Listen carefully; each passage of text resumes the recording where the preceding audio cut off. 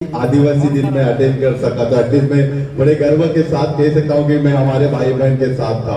मुझे हमेशा एक क्वेश्चन रहता है, प्रश्न रहता है कि हम आदिवासी दिन क्यों मनाते हैं।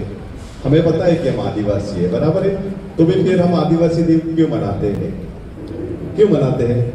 आप सबको पता है कि आप आदिवासी है, तो ये दिन मना रहे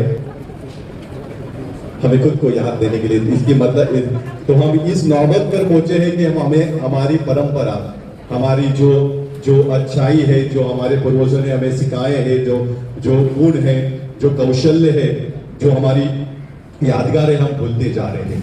और इसके लिए हमें याद दिलाना पड़ रहा है कि वही फादर कॉस्मस ने कहा है कि हम इसके लिए मनाते हैं कि हम लोग, हमारा जो अस्तित्व है, हमारा अस्तित्व जो है वो आदिवासी में है, हमारे मिट्टी से जुड़े हुए हैं और हमें हमारे मिट्टी से भूलना नहीं चाहिए। चाहे हम कौन से भी शहर में जाए, चाहे हम इधर भी कितना भी प्रगति करें, चाहे हमें अच्छा जॉब मिल जाए, चाहे हम कितनी भी तरक्की करें, लेकिन जो हमारी मूल्य है, जो हमारी परंपराएं हैं, जो हमारे अच्छे गुण हैं, वो हमें कभी भूलना नहीं चाहिए।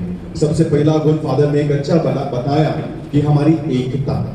फादर ने अच्छे से बताया कि एक वक्त था कि जहां पर हम लोग सब मिलकर करते थे, सब काम बोलो इकट्ठा गांव मिलकर सब करते हैं। आज हमारे अंदर ग्रुप बन रहे हैं, ये दुख की बात है कि कौन से दूसरे ग्रुप से है, ये गांव से है, ये दूसरे गांव से, ये दुख की बात है।